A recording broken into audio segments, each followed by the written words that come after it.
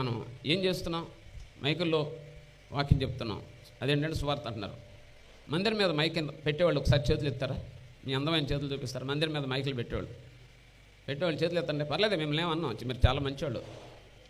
మిమ్మల్ని మందిరాల్లో మైక్ పెట్టి మీరు చెప్పేది ఏంటి? మందిరంలో మైక్ స్వరము బయటకు వెళ్తుంది, బయట వాళ్ళకి వాక్యం తెలియదు కదా. మందిరం లోపల వాక్యాన్ని అంగీకరించిన వాళ్ళు వచ్చారు, మందిరం బయట అంగీకరించిన వాళ్ళు ఉన్నారు. నువ్వు బయటికి చెప్పినప్పుడు లోపల వాళ్ళు ఆల్రెడీ అంగీకరించిన వాళ్ళు వీళ్ళు ఎదురుకొట్టి కూర్చోవటమేనా? సువార్త ఎవరికి? బయటికి. అందుకే సువార్త కూడికలు, ప్రత్యేక కార్యక్రమాలు, లేకపోతే ఇంటింటి సువార్త చేస్తాం. నువ్వు మైక్ పెట్టి చేస్తే విచిత్రం జరిగింది, అది చెప్తా వినండి.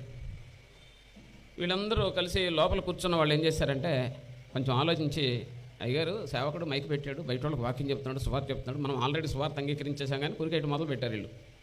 ఈ వాక్యాన్ని లేపి ఏం చేశారు? మందిరంలో నుంచి బయటకు వేశారు. ఎందుకో చెప్పండి.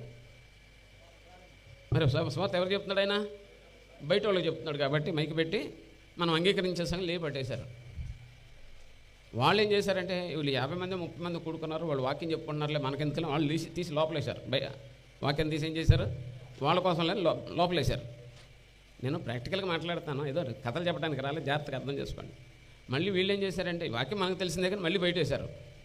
ఇంతలో పక్షి అనేవాడు ఒకడు ఉన్నాడు అనమాట. వాడెవడయ్యా?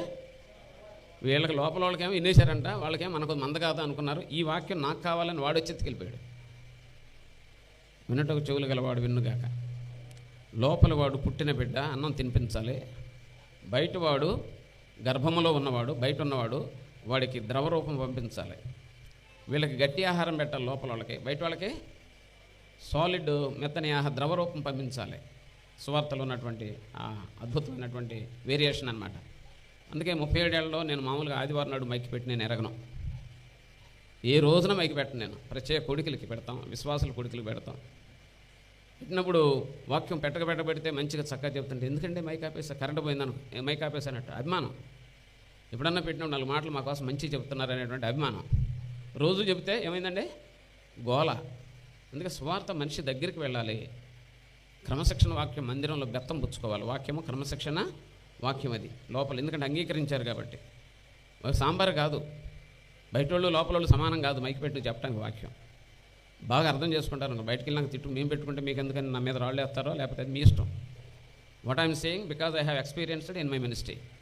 నేను దాన్ని అనుభవించాను కాబట్టి చెప్తున్నాను. బయట వాళ్ళకి పర్సనల్గా వెళ్ళాలి, దగ్గర సువార్త చెప్పాలి, అవసరమైతే వాళ్ళకి ప్రత్యేక సువార్త కుడికలు పెట్టాలి, అవసరమైతే టీముని ఇంటింటికి పంపించాలి, అవసరమైతే పత్రికలు పంపించాలి, పర్సనల్ కలవాలి, చెప్పాలి.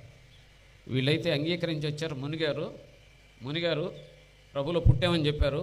ప్రభు బిడ్డలుగా ఉంటున్నారో లేదు బెత్తం తీసుకో. లోపల వాళ్ళకి క్రమశిక్షణ ఆహారం, వారికి పాల వంటి ఆహారం.